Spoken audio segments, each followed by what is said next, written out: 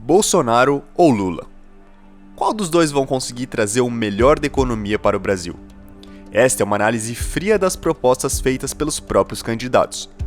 Muito se discute sobre as estratégias para iniciar um plano de governo de um país, mas a economia é algo que deve ser observado com muitíssima atenção. Um erro governamental pode trazer consequências gravíssimas à nação e danos que podem perdurar por muitos anos. Por isso, é sempre muito importante que antes de tomar qualquer decisão para o seu voto, faça suas próprias pesquisas e tire as suas próprias conclusões. Sabemos que esse é um assunto muito relativo e que existem diversas esferas e pontos importantes a serem tocados. Nesse vídeo, vamos separar em 3 tópicos a se considerar, de forma simples e didática. Vamos lá? Privatizações. O que mais chama atenção do ponto de vista econômico é relacionado às privatizações ou estatizações de empresas. Quando Bolsonaro assumiu a presidência, a União controlava 209 empresas. Em junho de 2022, o número de empresas estatais já tinha caído para 133. Vamos privatizar com muita responsabilidade. No primeiro momento, aquelas quase 50 estatais criadas pelo PT. Sobram 100. Essas outras têm que ter um modelo e privatizar com responsabilidade. Diferente de Bolsonaro, que defende a causa e parcerias de investimento, pelo seu viés ideológico, o Lula não é a favor das privatizações das estatais. O ex-presidente, do PT, colocou em pauta o fortalecimento dos bancos públicos para fomentar o desenvolvimento. Em contrapartida, Bolsonaro defende que o Estado tenha foco em saúde, educação, segurança e bem-estar, não em bancos e serviços financeiros. Com base nessas convicções, vemos claramente as intenções ideológicas e influência direta do ministro Paulo Guedes, que preza por um sistema governamental liberal. Já no caso do ex-presidente Lula, a estatização sempre foi pauta em seus governos, sempre tentando centralizar os poderes ao Estado, assim como a esquerda tem como prioridade. Abre aspas. Vamos parar com essa estupidez de querer privatizar a Petrobras. Vamos parar com essa estupidez, fecha aspas, afirmou Lula. É por isso que eu não tenho medo de dizer. Eu não quero um Estado fraco, eu não quero um Estado pequeno, eu não quero um Estado suficiente, eu quero um Estado forte. E eu já disse 2 vezes, quem quiser se meter a comprar Petrobras, quem quiser se meter a comprar Eletrobras, se prepare, porque vai ter que conversar conosco depois das eleições do dia 2 de outubro. Porém, historicamente falando, empresas privatizadas ou com projeção a serem privatizadas tendem a ter melhor desempenho no decorrer dos anos seguintes. Um bom exemplo é a Eletrobras. Desde a sua privatização, em junho deste ano, a companhia acumula mais de 12% de valorização. Os analistas afirmam ser improvável uma reestatização da Eletrobras, dado que o custo político seria muito alto. Teto de gastos. Nossa dívida pública não é mais segredo para ninguém. Para explicar de forma didática, o teto de gastos é uma forma de limitar o orçamento público, assim como acontece nos bancos em que você tem conta. Existe um limite de dinheiro que você pode utilizar para não entrar numa bola de neve de dívidas que não consegue pagar.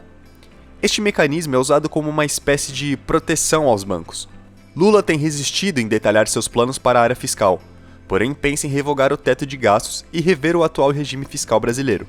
O PT analisa 2 propostas principais para substituir o teto de gastos. Uma das alternativas é a volta da meta de superávit primário como principal âncora fiscal do país, mas não com valor fixo, como já é adotado, e sim com bandas que permitam ajustá-las de acordo com os ciclos da economia.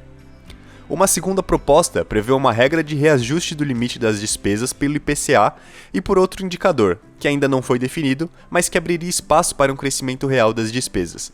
E o ex-presidente Lula afirmou hoje que, caso seja eleito, não haverá teto de gastos no governo dele. A declaração foi feita no Twitter, entre uma série de publicações.